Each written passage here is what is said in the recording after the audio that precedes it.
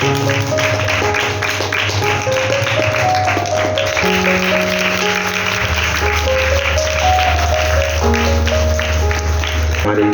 रियानत ma'am की through बदौलत ही आज ये सब कुछ हो पाया है, तो उनके लिए बहुत बहुत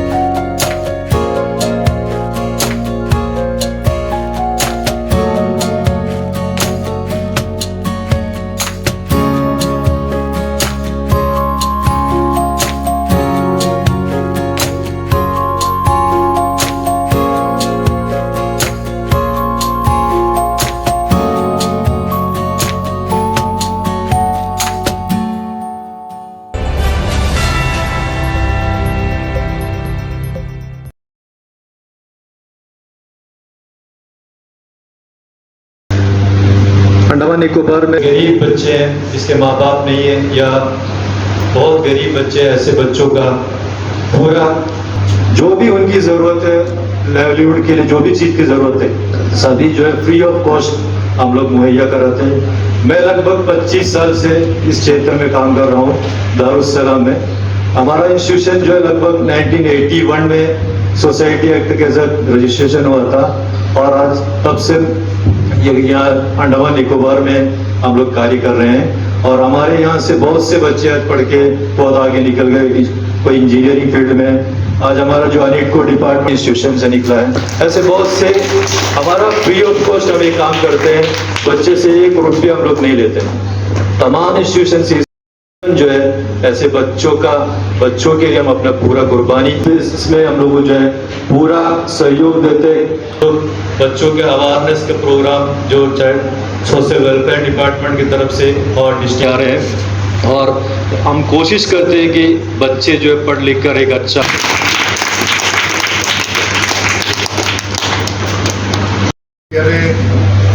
बच्चों इस इंस्टीट्यूशन के डायरेक्टरेट ऑफ सोशल वेलफेयर और जो सोसाइटी इस पे इन्वॉल्व हैं उनको, उनके अधिकारियों को और मेरे ऑयल इंडिया लिमिटेड के मेरे सहकर्मियों,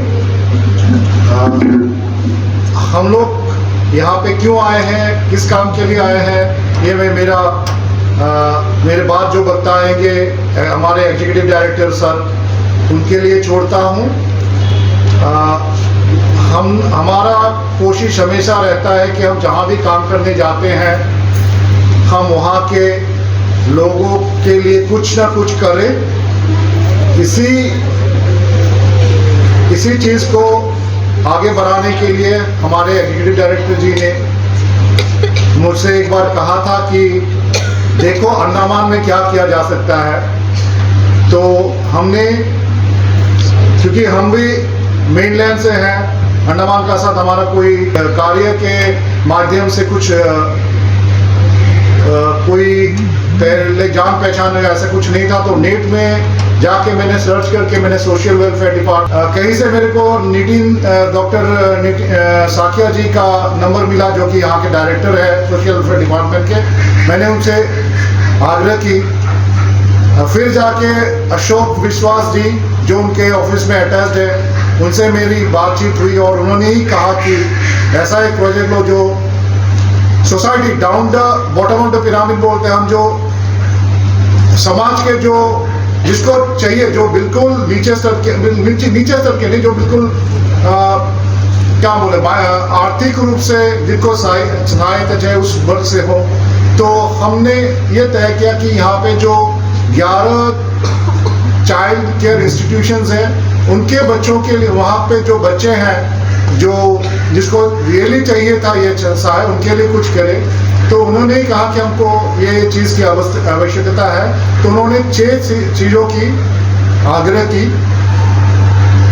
वाटर प्यूरिफायर है उसमें और कंप्यूटर प्रिंटर ऐसा कुछ है जो कि सर विस्तार में बताएंगे। तो हमारे पास ये पहला सामान आया हुआ था, तो हमने सोचा कि हम शुरुआत कर दें क्योंकि रोक के रखना सही नहीं है। दूसरा जो सामान है हमने टीवी मंगवाया रखा है, वो ऑन द वे है, वो मेन लाइन से आ रहा है, एक आध दिन में पहुंच जाएंगे, फिर हम लोग आपको हैंड ओवर कर देंगे। शायद कि हम लोग नहीं आए, कोई और आएंगे। हमारे यहाँ के जो अधिकारियाँ हैं, रमेश जी हैं, शमसूद जी हैं, वो आके आप लोग को दे देंगे।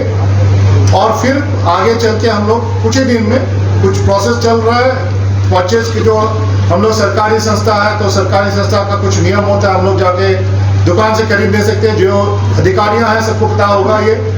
तो हम लोग को एक प्रोसेस है यहाँ पे, जेम बोल के एक प्रोसेस है, गवर्नमेंट ई मार्केट प्लेस, तो वहाँ पे जाके खरीदारी करना पड़ता है। उसमें कुछ दिक्कत आ गया था हमें, तो हम उसको कोशिश कर रहे हैं जल्द से जल्द बाकी चीज़ों को भी हम आपके पास लेके आपको हैंड ओवर कर दें। शुक्रिया अदा करना चाहता हूँ कि उन्होंने इतना बढ़िया रंगमंच का आयोजन किया। इस कार्यक्रम को आगे बढ़ाते हुए मैं अपने एग्जीक्यूटिव डायरेक्टर श्री अंजन ज्योति फुकन सर को आमंत्रित करना चाहूँगा कि वो स्टेज पर आएँ और जो सामान वितरित करने के लिए हम लोग लेकर आए हैं वो आयोजकों में वितरित करें। Sir please.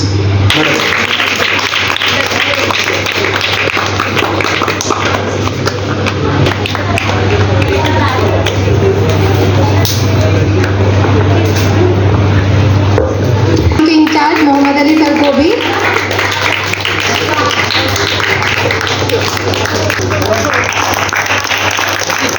मैडम को भी मैं आमंत्रित करना चाहती हूँ। आ जाइए साथ में please.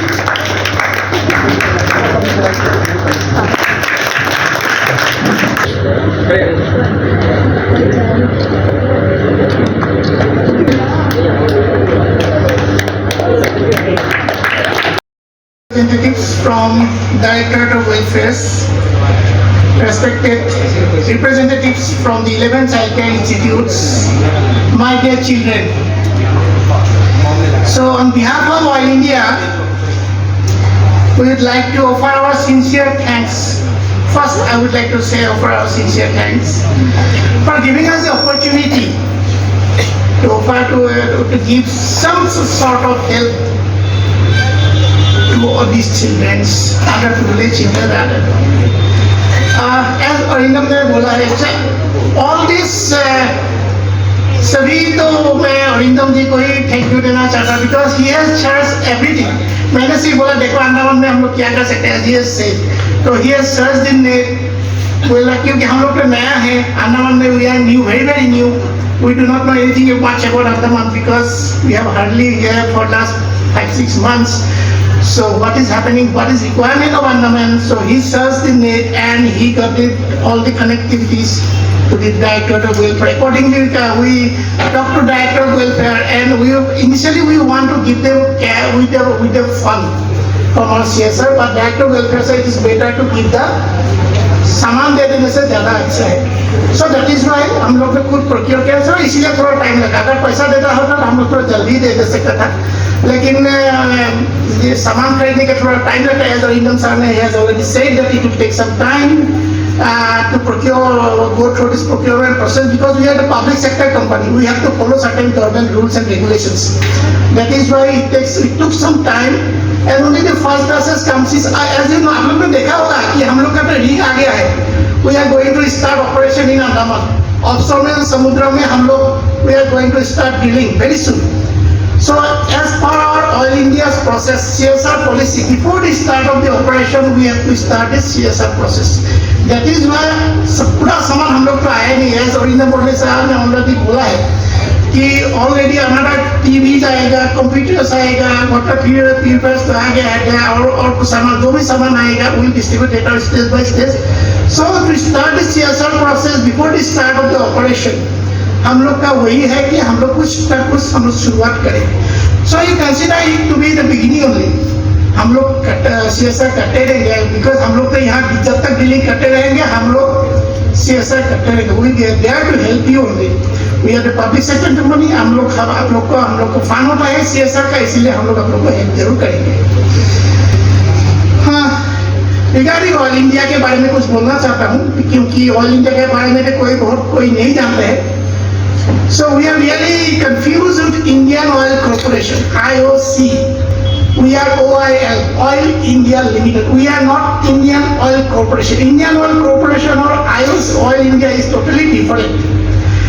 Different in the sense, in Oil India is basically खुदाई काम करता है और क्रूड ऑयल जहाँ से मिट्टी से क्रूड ऑयल निकलता है.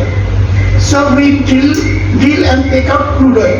और वही क्रूड ऑयल को इंडियन ऑयल कंपनी ने रिफाइनरी में वो रिफाइन करता है to make it petrol, diesel and everything from this crude oil. So that is the difference. We are the upstream. That is why we are the upstream company, and Indian Oil Company, Indian Oil Corporation is a downstream company.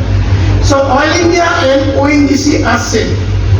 आप लोग ने ONGC का नाम तो सुना ही होगा, लेकिन oil India के बारे में ज़्यादा कुछ सुना नहीं, क्योंकि हम लोग आसाम बेस्ड कंपनी है, नॉर्थ ईस्ट में आसाम बेस्ड कंपनी है.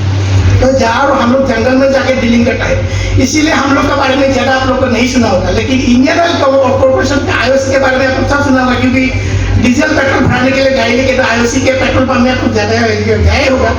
So everybody knows IOC, but very little people know about Oil India. That is why we are upstream company now, but now we are integrated company. We are also having upstream. Our presence is also in upstream company. Our presence is also in downstream company also, because we have got a refinery in Assam that is called Numaligarh Refinery. That is a subsidiary of Oil India Limited, and also midstream company. Midstream company means हम लोग का जो तेल हम लोग खुदाई करता है, उसके बाद जो पेट्रोल और डीजल IOCL रिफाइन करता है, IOCL और SPCL और BPCL जो रिफाइन करता है, वो क्रूड ऑयल हम लोग रिफाइनरी जैसे भेजता है, पाइपलाइन की तरफ से भेजता है. तो जो पाइपलाइन की तरफ से भेजता है उसको हम लोग बोलते हैं मिडस्ट्रीम कंपनी. हम लोग का अपना पाइपलाइन भी है, इसीलिए हम लोग अपना पाइपलाइन से जो तेल हम लोग आसाम में निकलता है, वो तेल हम लोग रिफाइनरी में भेजता है अपना पाइपलाइन से. इसीलिए हम लोग का मिडस्ट्रीम कंपनी, मिडस्ट्रीम में भी हम लोग का एयर प्रेजेंस है. हम लोग अपस्ट्रीम में तो है ही, एक्सप्लोरेशन एंड ड्रिलिंग तो हम लोग करता ही है. And now we also having refinery, that is we also having downstream presence. So we are totally integrated oil exploration and production company. First. Second, we are the 13th best public sector company in India. There are 13 public sector based company in India that is given called Maharatna company. This Maharatna status is given by the government of India. Government of India ने हम लोग का महारत्न company बनाया है, ठीक है. So हम लोग 13, जैसे कि ONGC है, BPCL है, SPCL है. So we are called 13 company का गवर्नमेंट ऑफ इंडिया ने बेस्ट कंपनी मैंने पब्लिक सेक्टर बोला है. So this 13 companies are called Maharatna company. So we are one of the Maharatna company.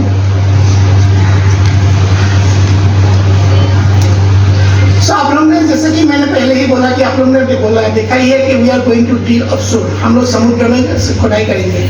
So we are hopeful तो we will get some oil और gas, whatever it mean, oil और gas, it will be much beneficial for Andaman and Nicobar people.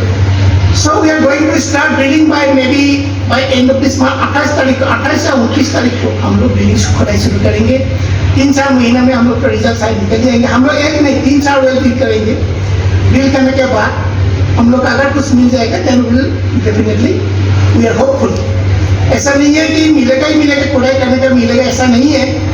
It is also a gambling process. मिल भी सकता है, नहीं भी मिल सकता है. So we are hopeful that we will get something this time in Andaman. So with this, something about Oil India Limited. On this 18th day of October, I, Anjan Jyoti Phugala, Executive Director, on behalf of Oil India Limited, would like to dedicate the first batch of aid to the institute. Thank you.